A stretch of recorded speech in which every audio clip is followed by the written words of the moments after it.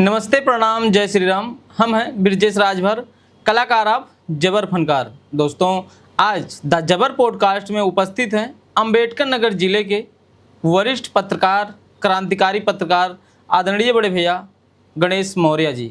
उनका द जबर पॉडकास्ट में हम स्वागत करते हैं। भैया, आपका बहुत बहुत स्वागत है द जबर पॉडकास्ट में। हम आपसे जानना चाहते हैं कि आपका बचपन कैसा रहा?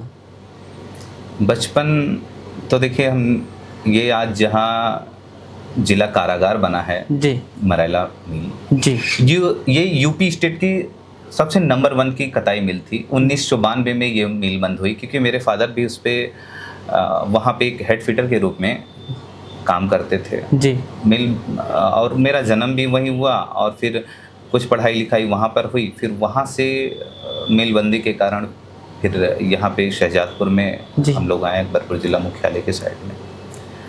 फिर यहाँ भी पढ़ाई लिखाई की, क्योंकि पढ़ाई का दौर जो था वो सरस्वती शिशु मंदिर से ही हमारा शुरू हुआ। सरस्वती शिशु मंदिर में पढ़े, फिर उसके बाद कुछ प्राइवेट स्कूलों में भी पढ़े। फिर एक हमारे घर के ही अगल जहाँ किराए पे रहते थे हम लोग, वहीं पे एक बगल स्कूल था, वो बाबा दामोदर दास के नाम से जाना जाता। फिर वहाँ से पढ़ने के बाद 8 तक वहाँ पढ़े। फिर उसके बाद हम जेटली इंटर कॉलेज में, गणेश जेटली इंटर कॉलेज में वहाँ पे हुआ। तो ऐसा सफ़र चलता रहा। और यह है कि हम लोग का जीवन जो था, मेरे माता पिता का जीवन बड़ा ही संघर्षपूर्ण रहा। अभी हाल में ही मेरे पिताजी का देहांत भी हो गया। समझ लीजिए आज के ही दिन, आज 12 तारीख है, 12 मार्च को उनका अंतिम संस्कार हुआ जी।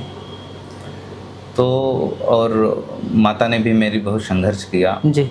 जीवन में संघर्ष का ही पूरा जीवन ही चला जी। अब जब अच्छे क्षण आए तो पिताजी हम लोग को छोड़ के चले गए। तो ऐसा ही चलता रहा, पढ़ाई का दौर चला। फिर उसके बाद ये था, शुरू से ही लक्ष्य था कि मुझे भी जी पैसा कमाने की एक धुन थी हमें, पैसा कमाया जाए, पैसा कमाए। तो हमने छोटा सा एक बिजनेस शुरू किया था। छोटा सा बिजनेस? वो कौन सा बिजनेस था? जैसे अगरबत्ती, मोमबत्ती का ये बिजनेस, क्योंकि अभी भी कई लोग ट्रोल करते हैं जी। कई एक दो, यहाँ तक कि 1-2 पत्रकारों ने भी ट्रोल कर दिया। भाई, अगरबत्ती बेचने वाला पत्रकार बन गया जी। भाई, जब चाय बेचने वाला देश का प्रधानमंत्री बन सकता है तो फिर अगरबत्ती बेचने वाला पत्रकार कौन सा? हमने इलेक्शन लड़के मुझे आना था यहाँ पर। तो ये सब सफ़र चलता रहा। फिर बिजनेस किया, बहुत छोटी सी पूंजी में। माँ ने, अब बताऊँ, अपनी जेवर रख के मुझे दिया था 1200 रुपया उस दौर में जी। लगभग किस सन की बात होगी? अब समझ लीजिए 12-13 साल पहले, 13-14 साल पहले माँ ने अपना एक छोटा सा जेवर रखा था और मुझे दिया था बिजनेस करने के लिए। उसी बिजनेस को मैंने बहुत मेहनत और लगन से, हाँ, जिस समय मैंने बिजनेस शुरू किया उस समय मेरे पास ना तो एक साइकिल थी ना कोई गाड़ी थी जी। मैंने साइकिल के लिए लोगों से पैसा मांगा था जी, वो नहीं मिला था मुझे। मतलब आपने लोगों से उधार मांगा था, वो भी नहीं दिया? वो भी नहीं दिया। तो फिर ऐसे बिजनेस, हाँ, पैदल लेके मैं जाता था। अच्छा, मैं झूठ भी नहीं बोलता, क्योंकि भाई इसी डिस्ट्रिक्ट के दुकानदार भी हैं, शहर के भी दुकानदार हैं जी। ये हमारी और आपकी जो बातचीत हो रही है वो भी सुनेंगे और वो भी मेरे संघर्ष को अच्छी तरह जानते हैं जी। लेकिन कुछ दुकानदारों ने मेरा सहयोग भी किया, उनका अभी तक मैं आभारी हूँ कि उस गिरे वक्त पे मुझे उन्होंने उठाया जी। तो मैंने बिजनेस शुरू किया, फिर उसी में बढ़ता रहा। लेकिन एक अंकल थे हमारे जी, वो बार बार कहते थे जी कि टीवी देख रहे हो जी, कौवे की तरह चालाक बनो, कुछ ऐसा करो कि तुम्हें लोग देखें और पूछें जी। तो फिर मेरे मन में शुरू से ये था कि हम कुछ करें जी। तो इसके बाद फिर पत्रकारिता क्षेत्र में आया। इसमें भी कई लोगों ने मुझे धोखा दिया जी। लेकिन फिर अमन पठान जी जो हैं, एटा के रहने वाले क्रांतिकारी पत्रकार हैं, वो उन्होंने कभी भी सत्ता की मारी नहीं की जी। सत्ता से ही सवाल पूछा और जिसके कारण उन्हें जेल भी जाना पड़ा जी। उन्हें 1 महीने से ऊपर जेल में जाना पड़ा। फिर उन्होंने, वो जेल से निकलते हैं तो एक लेख भी लिखते हैं कि आई लव यू जेल जी। तो जेल की पूरी दास्तान थी। लेकिन जो भी मुझे उन्होंने सिखाया, बताया पत्रकारिता के बारे में, वही सब कुछ बताया। और आज तक का ये मेरा सफ़र रहा जी। मेरी माँ ने मुझे बहुत ही, समझ लीजिए, कठिनाई से पाला है बचपन। बहुत कठिनाई से पाला। जी। अगर हम बात करें कि वेस्ट बंगाल, ये आपके जीवन में वेस्ट बंगाल का क्या मतलब हो सकता है? देखिए, मेरी मम्मी पापा जी दोनों वेस्ट बंगाल के हैं, जी। पश्चिम बंगाल के। पापा जी मेरे मिदनापुर खड़गपुर का नाम सुने हैं, IIT कॉलेज है खड़गपुर का। जी और माता जी मेरी ये आसनसोल के आगे आद्रा जंक्शन है, जी वहाँ की रहनी है, पुरुलिया डिस्ट्रिक्ट के नाम से जानते हैं उसे। जी। बहुत साल पहले 1995 के लगभग बताया जाता है कि वहाँ एक हथियार कांड भी हुआ था, जी। जो जहाज से हेलीकॉप्टर द्वारा हथियार गिराए गए थे। जी माता जी मेरी वहाँ के रहने वाले, पिताजी वहाँ के। और जी। फिर शादी होती है। शादी के बाद यहाँ पे पिताजी जॉब के लिए आते हैं, जॉब लग जाती है, फिर हम लोग का जन्म और सब कुछ, हम 2 भाई 1 बहन। जी। तो यहीं पे ही सारा सिस्टम? जी, पढ़ाई लिखाई से लेके सब कुछ हमारा जी। यहीं पे। थोड़ा सा मैं जिक्र करना चाहता हूँ आपके बचपन की तरफ। जैसे जब आपका बचपन था और आप लोग किराए के मकान में रहते थे, उसका दृश्य कैसा रहा, थोड़ा सा बताइए। अच्छा, जैसे 1992 में मैंने बताया कि मरेला मिल पूरी तरह से बंदी हो गई थी। जी। और जब बंदी होने के बाद जी पिताजी हमारे यहीं के शहजादपुर में मकान है। अब उनका नाम भी ले रहा हूँ क्योंकि वो बहुत अच्छे इंसान थे, दोनों लोग हैं। जी। एक हरिशंकर पाल थे जी और अर्जुन पाल जी थे। जी। उन लोगों ने बहुत मदद की और परिवार की तरह। हम लोग के पास किराया भी जब नहीं होता था, फिर कभी भी उन्होंने दबाव नहीं डाला। उस वक्त 100 रुपये किराया नहीं होते थे उनके पास, लेकिन उन्होंने बहुत सहयोग किया, बहुत सहयोग किया हम लोगों का। और वहीं से फिर पिताजी भी छोटी मोटी, क्योंकि मिल बंदी होने के बाद पिताजी भी एक छोटी मोटी नौकरी करते थे, उसी से हम लोग को जिलाया जो भी। हाँ, मतलब संघर्ष बहुत बड़ा, बहुत संघर्ष था। माता जी का तो मैं कहूँगा कि एक महिला होकर भी उन्होंने बहुत संघर्ष किया मजदूरों के साथ। मैं बताऊँ कि किराए के मकान पे तो माता जी ने अपना पूरा जेवर रख दिया था, जो भी उनके शादी में जेवर मिला था, जेवर रख के उन्होंने एक छोटी सी जमीन ली थी। जी। उसमें एक चीज़ ये बताइए, आपका जो नाम है गणेश, गणेश के पीछे का रहस्य क्या है? ये नाम मेरे नाना जी ने रखा है, क्योंकि बचपन में मैं बहुत खाता था। जी। तो मेरे नाना कह रहे हैं, ये गजानन को हम, इसका पेट इतना बड़ा है कि इसको खिलाता जाता हूँ। ये तो अच्छा, अमूल स्पेस का एक डिब्बा रहता था दूध का, उस समय माँ का दूध बंद था मेरे लिए, माँ थोड़ी तबीयत खराब चल रही थी जी।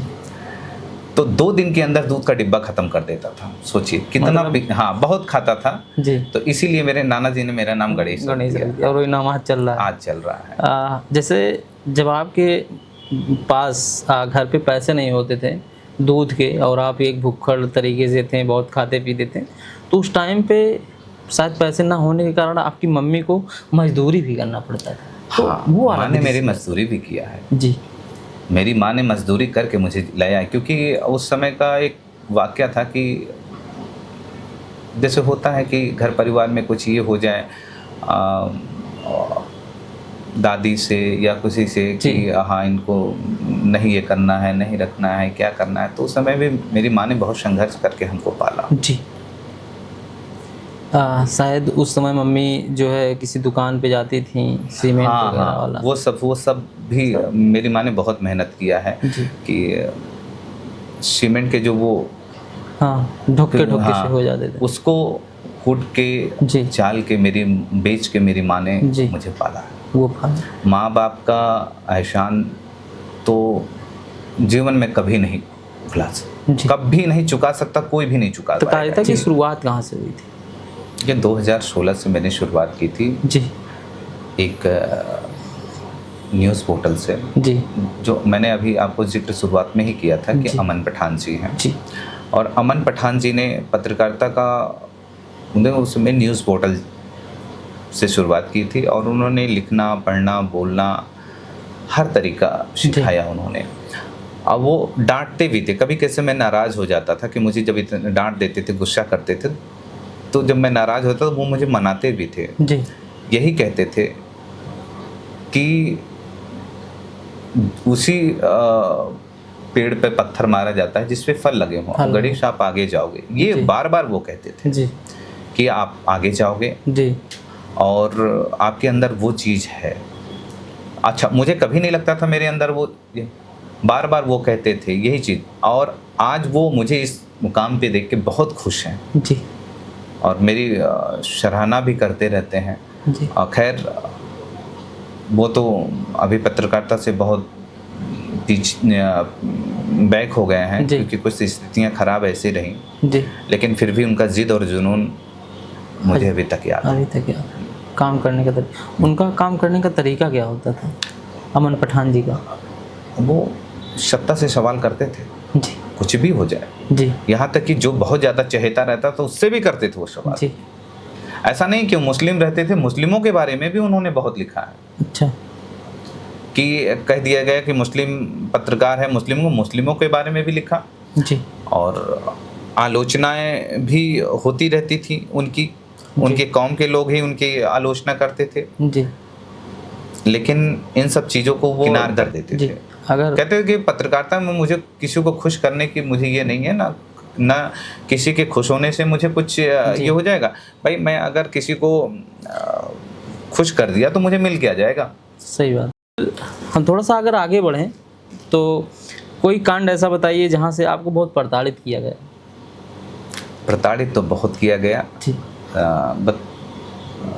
2017 का इलेक्शन हुआ जी नगर पालिका का, जी जिसमें दिग्गज लोग लड़े, सत्ता के लोग लड़े। जी उस पे हमने सवाल किया, सवाल का अंजाम में मुझे भुगतना पड़ा, जी जो आज तक मुझे भेजा जाता है, जी कोर्ट के जरिए भी नोटिस भेजी जाती है। जी। अभी हाल में 2 दिन पहले भी मेरे पास नोटिस आई, लेकिन जानते हैं यहाँ पर कौन क्या है। हाई कोर्ट से नोटिस भेजी गई, हाई कोर्ट तक? हाँ, हाई कोर्ट तक का सफ़र मुझे किया गया, तो मैं भी उसका जवाब देता रहा। जी मैं जानता था, मैं शुरू से कहता हूँ मैं बहुत ज़िद्दी पत्रकार हूँ, जी और सत्ता से सवाल करने में यहाँ तक कि प्रशासन भी जी मुझे दाबने की बहुत कोशिश की। जी प्रशासन में पैनल मीटिंग बैठी जी कि इनको किसी भी तरह चुप कराया जाए। जी भाई जनता जो कह रही है वो तो मैं दिखाऊंगा। जी नेता आज है, ये कोई पंचवर्षीय योजना नहीं है। जी नेता की जो जनता होती है इनकी कोई पंचवर्षीय, ये तो जनता चुनती है ना पंचवर्षीय योजना के तहत किसी नेता को, जी और उन कामों को दिखाना, ये करना। और फिर अच्छा, मेरा कोई बहुत बड़ा योगदान नहीं है किसी को जिताने और हराने में। जी मैंने जनता की उस भूमिका को निभाया। जी। नहीं, जैसे बहुत सारे लोग कहते हैं कि आज जो सत्ता में हैं उनको जिताने में आपका योगदान है। ये तो उनकी गलत सोच है। जी, तो अगर इस पे हम चर्चा करें कि जो आज सत्ता में बैठे हैं, मैं नाम नहीं लेना चाहता हूँ, सभी जान चुके होंगे, तो वो कहते हैं कि उनको जिताने में जो है गणेश मौर्य पत्रकार का हाथ है, तो उस पर आपका क्या चर्चा है? देखिए, अब उसको वो इस तरीके से देख रहे हैं कि जिताने में, ये भी पहलू उनको देखना चाहिए कि अगले ने विकास क्या किया था। जी भाई, विकास के ही मुद्दे पे जनता के सामने एक नेता अपना दावा रखता है। जी विकास है तो जनता वोट करेगी, विकास नहीं है तो जनता वोट। और किसी के जिताने और हराने में बहुत बड़ा, अच्छा अभी आप कह रहे हैं कि लोगों का कहना, आप देख लीजिए मोदी जी 2014 से प्रधानमंत्री, कोरोना जैसे आया, नोटबंदी हुई, बहुत सारी चीज़ें, अभी जनता का मोह भंग नहीं हुआ है। जी जनता का जिस दिन मोह भंग हो जाएगा उस दिन सत्ता से उतार देगी, कोई भी हो, कोई कितना भी ताकतवर हो। जी, तो हमें जिताने और हराने में मेरा बहुत कुछ नहीं है, मैंने सच्चाई को दिखाया था। जी और सच्चाई ही एक, कहते हैं पत्रकारिता एक समाज का एक दर्पण होता है, आईना होता है, बस उसको साफ तरीके से दिखा। तो मुझे भी तोहमत लगती है, बहुत सारी तोहमत लगती है जी कि बिक गया है, देश के बड़े बड़े पत्रकारों को भी जो इस समय यूट्यूब पे चले आए हैं और जो सोशल पे चले आए हैं, उनके ऊपर भी बड़ी ये किया जाता है कि कहीं वो उस पार्टी से मिल के विपक्ष की भूमिका निभाने। भाई, पत्रकार का काम है विपक्ष की भूमिका निभाना। जी, जो मेरे ऊपर उस समय आरोप ये भी लगाए गए कि पैसा, भाई जो सत्ता में था उसने पैसे से क्यों नहीं खरीद लिया मुझे? उसको पैसे से खरीदना था ना मुझे। बिल्कुल खरीदना था। उसके पास तो पूरा पैसा था, पावर था, सत्ता था, सब कुछ था, वो खरीद लिया होता। जी। तो इस चीज को वो माने जी कि जनता ने मुझे हराया है, किसी पत्रकार ने नहीं हराया है। जी। जनता अर्श पे फर्श पे भी पहुंचा सकती है और फर्श से अर्श पे भी ला सकती है, तो जनता का अहम रोल होता है। जी। अगर हम बात करें कि नगर पालिका, आपके साथ बहुत सारे ट्रोल हुए, आपको बांग्लादेशी कहा गया, और बांग्लादेशी के साथ में यहाँ तक कि आपको आपके जो आपका रंग है उस पर भी लोगों ने सवाल उठाए, माँ तक की गाली आपको दी गई थी। तो ये सारी चीज़ें आप कैसे झेलते हैं और उनको आप जवाब कैसे देते हैं? देखिए, जवाब में तो कुछ ना कुछ दे ही दिया जाता है, लेकिन रंग रूप में, अच्छा जब जिसके पास कोई मुद्दा नहीं रहता है तो वो रंग रूप पे जाएगा जी। और उसके बाद मेरे बांग्लादेशी होने का प्रमाण, वो कहते हैं कि बांग्लादेशी हैं। अभी उनको ये भी नहीं पता है कि बांग्लादेशी और बंगाल क्या है। जी। बंगाल भारत का हिस्सा है जी, भारत में है जी, वो अलग देश नहीं है जी। मुझे रोहड़िया तक कहा गया है। रोहड़िया मतलब क्या होता है? ये बांग्लादेशी घुसपैठी उस रूप में हमें देखा गया है कि ये है। भाई अगर आप सत्ता में थे, अगर मैं वो हूँ तो आप निकाल दिए होते। जी। मैं इस भारत देश में कैसे, मुझे रहने का कोई अधिकार ही नहीं था। जी। कोई रहने का अधिकार नहीं है। उस पर मुहिम भी छेड़ी है सरकार ने, क्यों नहीं ये ले आई? जी। ट्रोल करना, गाली गलौज करना, मेरी माँ तक को वो गाली दे दिया गया। जी। 420 कहा गया। जी। भाई एक पावरफुल आदमी सत्ता पे रहने के बाद जी, अगर कोई इस तरह के फर्जी आईडी बनाकर जी, गाली दे, और अच्छा मुझे बुरा नहीं लगता है, बुरा उस बात का नहीं लगता है कि मुझे कुछ भी कहें। जी, कहें, अगर उनको मुझे गाली देने में सुकून है जी, तो वो गाली दे। गाली। जी। मैं तो यही कहता हूँ। अच्छा, रवीश कुमार जी ने एक बात कही थी पत्रकारिता में कि अगर समाज मुझे मान्यता दे दे तो मैं गाली देने वालों को माला पहना दूं। अगर समाज अच्छा कह दे ऐसे गाली देने वालों को, तो आपको क्या लगता है जो गाली देता है ये अच्छे लोग हैं? नहीं, मुझे तो नहीं लगता कि वो अच्छे लोग हो सकते हैं। तो इसीलिए रवीश जी ने कहा है कि अगर गाली देने वाले को समाज मान्यता दे दे कि जो गाली दे रहा है उसको माला पहना दो, तो मैं आज भी माला पहनाने के लिए तैयार हूं अगर समाज कह दे तो। जी।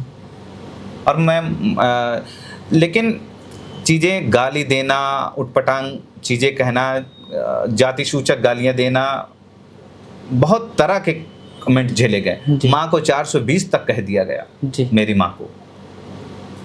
तो इन सब चीज़ों को देखना चाहिए। अच्छा, अभी भी उस तरह की जिस पे गालियां दी जा रही थी वो अभी भी चल रहा है।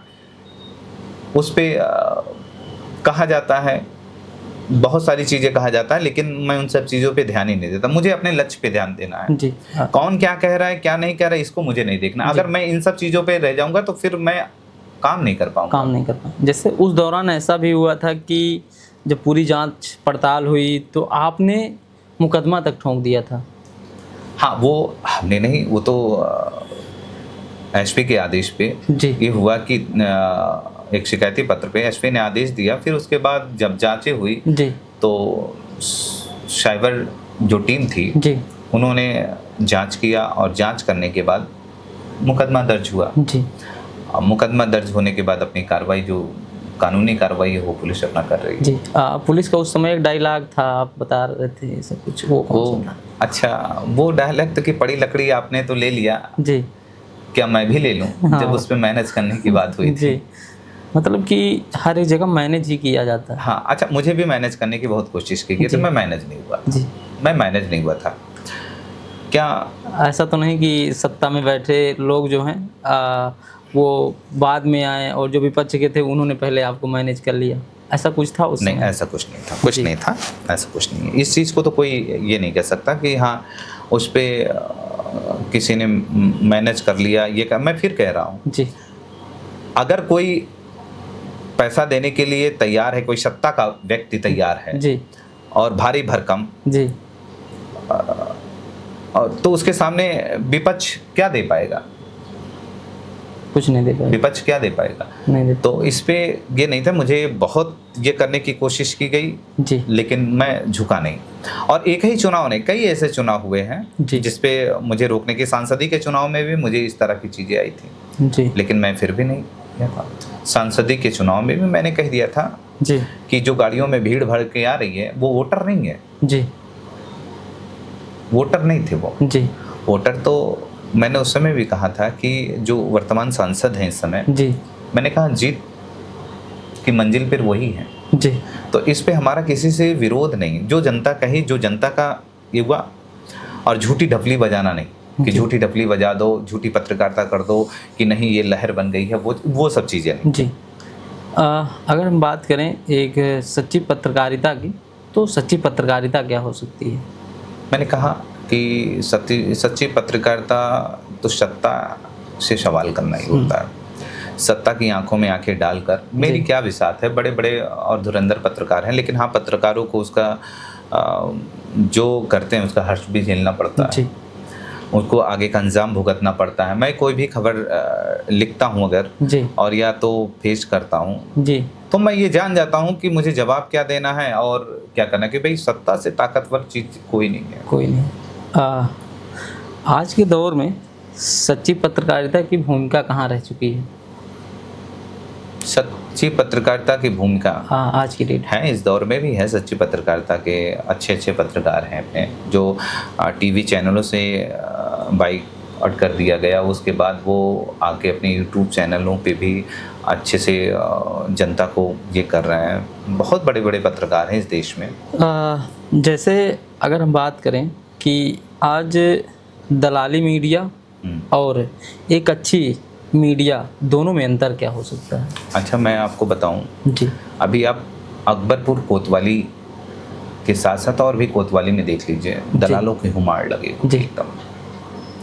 ये पत्रकार नहीं। जी अच्छा, पुलिस भी बदनाम, पुलिस बदनाम क्यों होती है? जी पुलिस बदनाम और भी इसलिए होती है जी कि कुछ पुलिस वालों का ये संगठन होता है जी कि वो काम ढूंढ के लाएंगे, सौदेबाजी करेंगे, आधा तुम खाओ आधा मैं खाऊं। जी ठीक है, इस तरह की चीज़ें लगती हैं। मैंने देखा एक अकबरपुर में, इससे पूर्व कोतवाल पहले आए, को लग रहा 3 साल पहले आए हुए थे। उनका नाम दीपक रघुवंशी था। इस समय टांडा कोतवाली में किसी ने मुझे बताया कि वो बड़े एक्टिव कोतवाल हैं। जी हमने कहा बहुत देखा हूँ, जितना एक्टिव होता है आदमी उतना ही भ्रष्ट होता है। मैंने यही सोच किया, लेकिन जब मैं व्यक्तिगत उनसे मिला और मैंने यही कहा कि मैं अच्छा कोतवाल आपको तभी मानूंगा जब यहाँ से दलाली आप इसको हटा। हाँ, जब तक थे उन्होंने दलालों को फटकने नहीं दिया था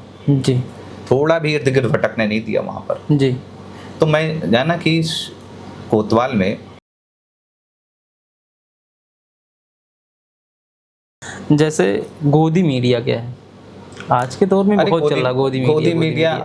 देखिए, गोदी मीडिया 2014 के बाद से लोग ये ना कि हाँ। 2014 के बाद से हाँ। गोदी मीडिया अधिक हो गई है। जी जैसे सरकार के चरण वंदना, जी गोद में जाके बैठ जाना जी और सरकार से सवाल ना करना। जी अगर कोई पत्रकार सवाल करता है जी तो उसका कटाक्ष रखे रहते हैं। तो यही सब है गोदी मीडिया, और उससे ज़्यादा क्या कहा।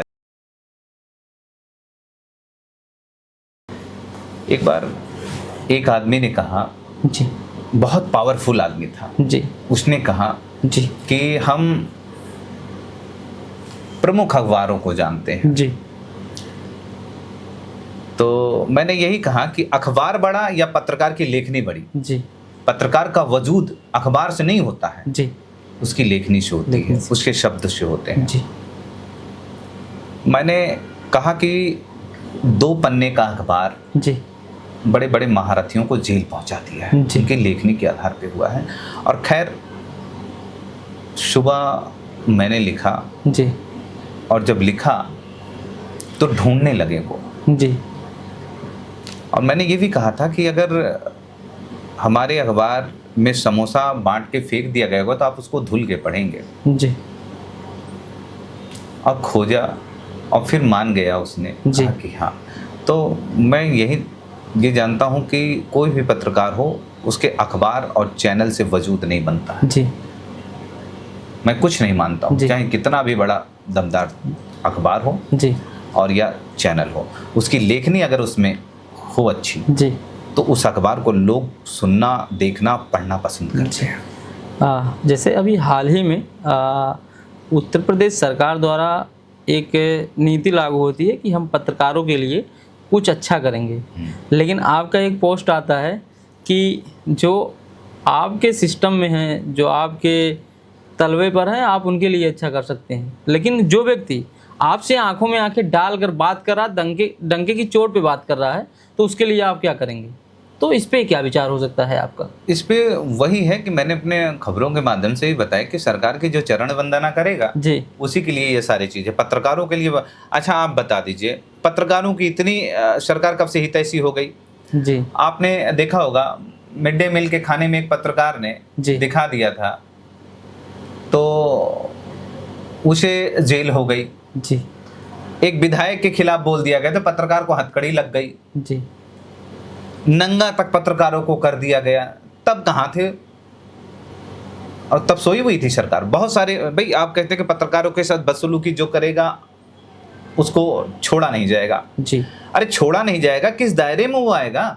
जो अपराध करने वाला किस दायरे में आएगा? जी कानून क्या है? जी क्या संसद और सदन में पारित किया गया यह कानून कि पत्रकारों के लिए अगर कुछ इस तरह की चीजें होंगी? कुछ नहीं। कहने के लिए तो सारे जुमलेबाज, जी सब जुमले होते हैं ये सब। कोई पत्रकारों की सुरक्षा नहीं जी। है, कहीं कोई सुरक्षा नहीं है। आप डंके की चोट पर बात करते हैं और लोगों के रूह से जो है खबर निकालने का काम करते हैं। क्या कभी आपको डर नहीं लगता या मारने की धमकी नहीं दी गई है देखिए, आपको? पत्रकारिता तो आग से खेलने के बराबर होती है जी और सर पे कफन बांध के ही पत्रकारिता की जाती है। जी खैर, अब वैसे लोग पसंद और नापसंद लोगों के मिजाज में रहता है कि कौन क्या कर दे क्या ना कर दे, लेकिन ये शरीर ईश्वर की दी हुई चीज़ है। जी जब तक उसकी कृपा मेरे ऊपर रहेगी जी। कोई कुछ नहीं कर सकता। जी और मेरे ही साथ नहीं, किसी के भी साथ, जब तक ईश्वर की कृपा रहेगी तब तक कोई कुछ नहीं कर सकता। जी ये कदृश्य जो हैं जी। उन्हीं की सारी कृपा का भी सहयोग मिलता है, जी आम जनता का सहयोग मिलता है, जो जानते हैं कि देखते हैं कि सत्ता से सवाल करने वाला ये पत्रकार है, जी उनको कैसे आगे बढ़ाया जाए, कैसे क्या किया जाए, उसमें आम जनता का बहुत बड़ा सहयोग रहता है जी। कि इन लोग उसकी सहायता भी करते हैं। जी।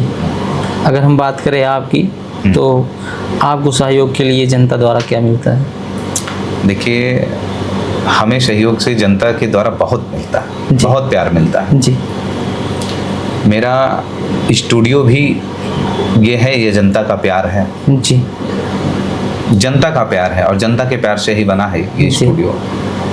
हमने कहीं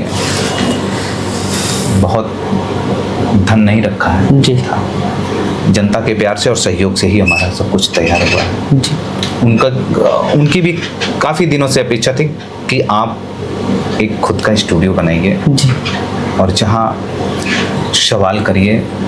और अच्छा, उनकी कभी इस तरह की बातें आती हैं तो हमको याद भी करते हैं, जी उनकी तकलीफ में भी मैं साथ देता हूँ। जी। बस यही है कि आम जनता से ये करें। अच्छा, ये भी नहीं है कि जनता अगर गलत करती है, कोई व्यक्ति अगर गलत करता है, उसके खिलाफ ना ये भी चलाया जाता है, जी ये भी चलाया जाता है। कई बार तो मैंने अपने खुद के बहुत समझ लीजिए कि करीबी लोगों पे चलाया। कुछ क्षण के लिए नाराज हो जाते हैं, लेकिन जी। बाद में उनको यह था कि मेरा वो काम, अगर वो व्यक्ति मेरे पास आया, उसकी खबर मैं नहीं चलाया, तो कहीं ना कहीं फिर मेरे ऊपर भी संदेह होते हैं। बिल्कुल होंगे।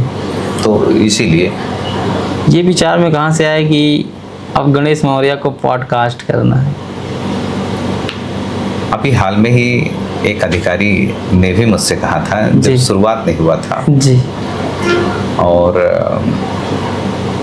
वो अधिकारी भी बता ही देता हूँ, अपने अकबरपुर सदर के सीईओ थे, जी। उन्होंने कहा आपके ऊपर शूट करेगा, जी। आप करिए पॉडकास्ट। जी ऐसे बहुत लोग कहें जी। पॉडकास्ट के लिए कि आप पॉडकास्ट करिए। जी। तो आपने शुरू किया? हाँ, मैंने शुरू किया, अच्छा रिस्पांस भी जा रहा है, काम होता भी जा रहा है। जी, जो सबका पॉडकास्ट कर रहा है आज उसका पॉडकास्ट होगा। आज आपने मेरा पॉडकास्ट किया जी, तो हमारे बारे में पूछा, पत्रकारिता के बारे में पूछा, हमारे परिवार के बारे में आपने पूछा, मैंने सारी जानकारियाँ भी आपको दी। तो दिल में क्या चल रहा है इस समय कि नहीं, यही है कि अच्छा लगा कि आप मेरे बारे में पूछें और उस मुद्दों को भी पूछ लिए जी, जो चाहकर भी कोई जल्दी पूछता नहीं जी, उन मुद्दों को भी आपने पूछा। जी। और पॉडकास्ट का मतलब होता है कि अपनी बातों को सामने रखना, समाज के सामने रखना, जी, उन सब चीज़ों को। जी। ऐसा तो नहीं कि जैसे जो मैंने मुद्दे उठाए हैं आपसे ही रिलेटेड वो सारी चीज़ें थी, मैंने उसको। अच्छा, जो मुद्दे आपने उठाए जिस पे आपने चुनाव से लेकर बहुत सारी बातें की हैं, ये तो मैं जान रहा हूँ 100%। इस पे चलने के बाद जी, इस पे ट्रोल भी काफ़ी होंगे जी, लेकिन इन सब चीज़ों को, मैं पहले कहा, मैं ट्रोल से बिल्कुल घबराता नहीं हूँ। भाई जो गाली ऑलरेडी दे चुका है, जी, फिर उसकी गाली से मुझे क्या फर्क पड़ेगा? जी, सही बात है। एक लास्ट क्वेश्चन है, आप अपने ज़िले और या फिर अगर हम पूरे देश के युवाओं के बारे में बात करें तो आप उनको, आज की डेट में बेरोजगारी बहुत चल रही है। बिल्कुल बिल्कुल, देखिए बेरोजगारी है, महंगाई है जी, और भ्रष्टाचार चरम पे है। जी, कोई कह दे कि सरकार में भ्रष्टाचार नहीं हो रहे तो बिल्कुल बहुत हो रहे हैं भ्रष्टाचार। जी, लगाम लगाने में नाकाम है ये सरकार। जी, सरकार बिल्कुल लगाम नहीं लगा पा रही है और हर मायने में जनता पूरी पिसते चली जा रही है। जी, तो इन सब मुद्दे पे तो आवाज़ उठाना भी चाहिए जी। और विपक्ष को भी ये सब बातें रखनी चाहिए, क्योंकि सदन में लोहिया जी ने एक बात कही थी क्या कि अगर सड़क सूनी हो जाए जी। तो संसद आवारा हो जाता है। जी। तो सड़क कभी सूनी नहीं रहनी चाहिए, आंदोलन होने ही चाहिए। आंदोलन होने चाहिए। ये उनकी कही हुई बात है। जी। तो अलग, अच्छा आप देख रहे हैं इस समय पार्टी बीजेपी का ये अलग अपनी कभी भूतने नहीं देती है। कभी ना कभी कोई तमाम तरह की चीज़ों को ला दिया जाता है कि आज वो रैली है तो आज वो काम है, आज वो काम है। इस तरह अभियान इनका छोटा मोटा चलता रहता है। जी। तो इसीलिए सरकार से लोगों का ध्यान भटक नहीं रहा है और सरकार चल रही है। युवाओं के लिए आप क्या कहेंगे? युवाओं के लिए कहेंगे भाई अपने हक की आवाज़ बुलंद करो। जी। और सरकार, आज हमारे देश की जो शिक्षा व्यवस्था है वो कहाँ कितनी ऊंचाई तक पहुंची है अगर हम बात करें? ऊंचाई तक उसका हाँ। ग्राफ और नीचे गिर गया शिक्षा का। जी। शिक्षा, भाई शिक्षा क्या होना चाहिए? आज आप देख रहे हैं सरकार प्राइवेट स्कूलों पे पूरी तरह बेलगाम छोड़ दी है। जी। प्राइवेट स्कूल जितना जिससे पा रही है गर्दन पकड़कर जी पैसा ले रही है। जी। री एडमिशन फीस ले रही है। भाई आपका बच्चा अगर उसी स्कूल में पढ़ रहा है, फिर नया सत्र आ रहा है तो फिर आप री एडमिशन फीस क्यों ले रहे हो? किताबें इतनी महंगी आप देख लीजिए। और उनके ही द्वारा, पहले तो स्कूल के अंदर होते थे, अब इनके द्वारा बाहर कर दिया गया कि हम बता देंगे कि हमारे यहाँ नहीं बिकती हैं किताबें। उनके द्वारा चिन्हित दुकानों पे किताबें बिक रही हैं। जी। और धड़ल्ले से आप 3,500 4,000 नर्सरी के बच्चों का मिल रहा है। माँ बाप कैसे हैंडल कर पाएंगे? आप ही बताइए। पेरेंट्स कितना बोझ झेल रहा है। जी। अब बच्चों को शिक्षा के नाम पे मिल क्या रहा है? क्या मिल रहा है? आप बड़े बड़े इंग्लिश मीडियम के बच्चों को देख लीजिए, आज एडवांस हो चुके हैं। उनको अगर भारतीय संस्कृति के बारे में कुछ पूछा जाए तो बिल्कुल नहीं बता पाएंगे। मैंने अभी हाल में ये बच्चे से पूछा, हम कहे कि रामायण के बारे में पूछा तो कुछ बता ही नहीं पाया।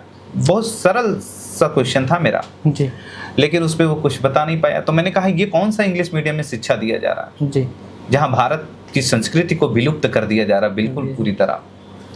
तो शिक्षा के नाम पे केवल ये बड़े विद्यालय लोगों को चूस रहे हैं। मैं तो पॉडकास्ट के ही माध्यम से ये कहना चाहता हूँ, ऐसे माँ बाप अपने बच्चों को ऐसे स्कूलों में बिल्कुल ना पढ़ाएं। जी।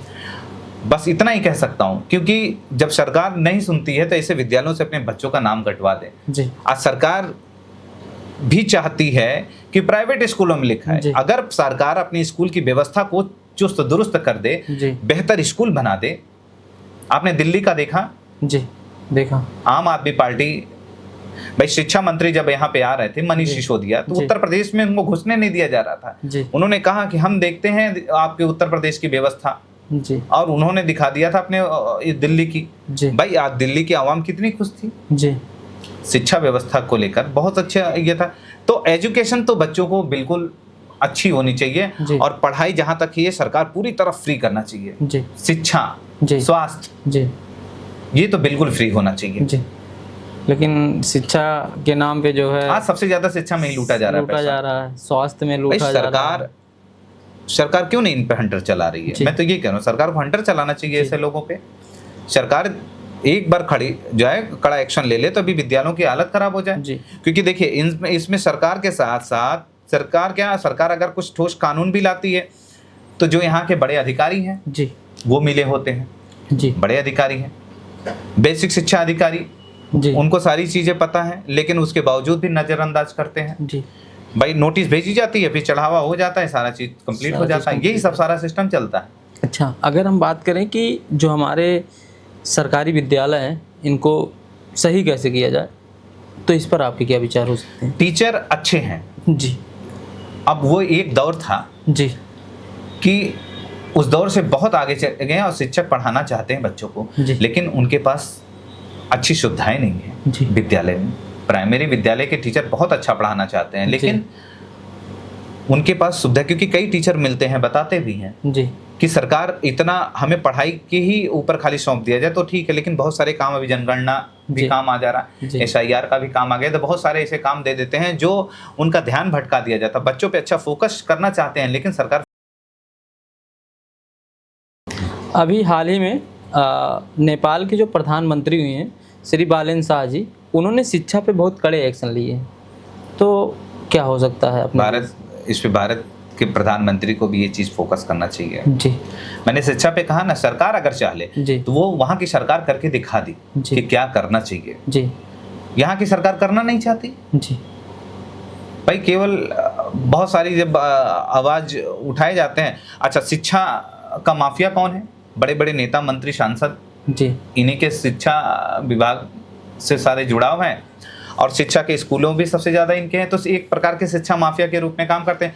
वहां की सरकार ने जो किया, जी। नेपाल की सरकार ने, वो बिल्कुल नायक फिल्म की तरह उन्होंने किया। जी नायक फिल्म में जी जैसे अनिल कपूर की भूमिका आपने देखा होगा, जी। उन्होंने किया बिल्कुल उसी तरह। उन्होंने सारे प्राइवेट स्कूलों पे एक प्रकार के बंदी लगा दी। जी अब फोकस किस पे जाएगा? सरकारी विद्यालयों पे जाएगा। सरकारी विद्यालयों की स्थिति सुधार होगी, जी बच्चे पढ़ेंगे जी और अच्छी तरह, क्योंकि अब उनके ऊपर से एक बोझ खत्म हो गया। अभी इसी सत्र में, अप्रैल नया सत्र चालू हो रहा, पूरे उत्तर प्रदेश क्या भारत के जितने भी स्कूल हैं, जी समझ लीजिए अभिभावकों का खून चूसेंगे ये। जी अभिभावक आके रोते हैं, जी उनकी आंखों से आंसू नहीं गिरता है, खून गिरता है। जी ये खून पीने वाले लोग हैं। जी।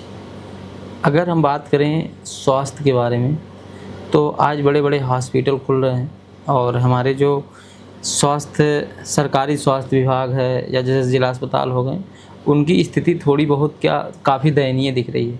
लेकिन लोग स्वास्थ्य के विभाग में भी जो है बड़े बड़े अस्पतालों के पीछे भाग रहे हैं, जहाँ पे उनको लंबी फीस देनी है, लंबी दवा की फीस देनी है। तो इस पे क्या विचार हो सकते हैं आप? देखिए प्राइवेट, मैंने क्या कहा कि प्राइवेट में क्यों जा रहा है? जी चाहे स्कूल हो चाहे स्वास्थ्य हो, जी जब आप उचित उपचार की व्यवस्था नहीं करेंगे जी तो उसको भागना पड़ेगा। जी। बहुत सारी चीज़ें हैं जो जांचें अपने यहाँ पे सरकारी इसमें नहीं हो सकती, उन जांचों को लाना चाहिए सरकार को, जी तो आम जनता का फ्री में उपचार हो जाए, जी गरीब जनता का जी उपचार हो जाए।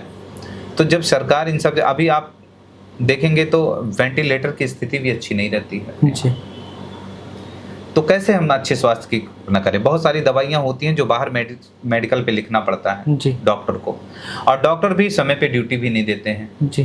तो जब तक सरकार कड़ाई नहीं करेगी जी। इन सब चीज़ों पे, तब तक ना तो स्वास्थ्य ना शिक्षा, इन सब चीज़ों पे बिल्कुल।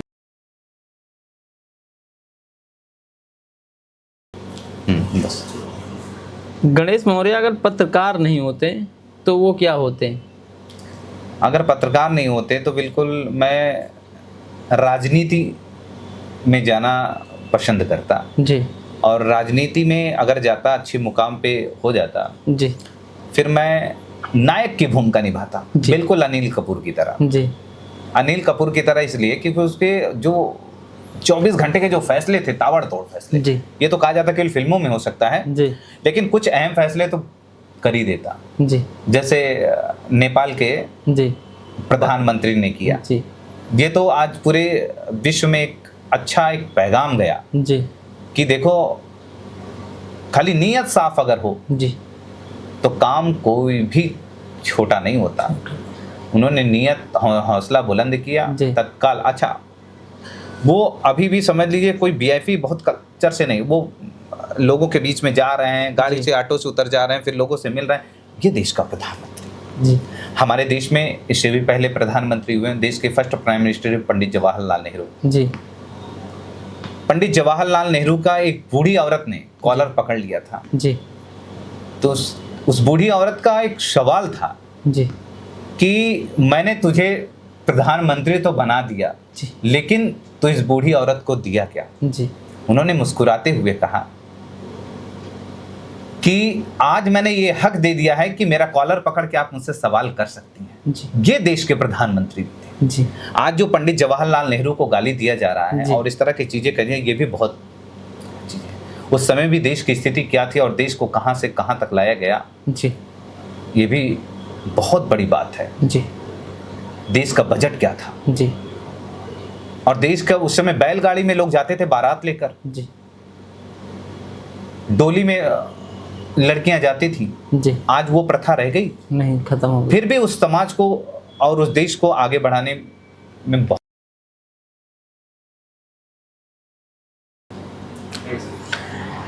तो दोस्तों, मैं कोई पत्रकार नहीं हूँ और ना बनने की चॉइस है, बस एक अच्छी स्टोरी जो अपने ज़िले की हो और बाहर से भी हो, देश के किसी भी कोने से हो, उसको आप सबके बीच में लाने का प्रयास करता हूँ और ऐसे ही लाता रहूँगा, क्योंकि टीम का भी यही महत्वाकांक्षा है कि इस पर काम किया जाए, क्योंकि ये एक बहुत ही अच्छा कार्य है।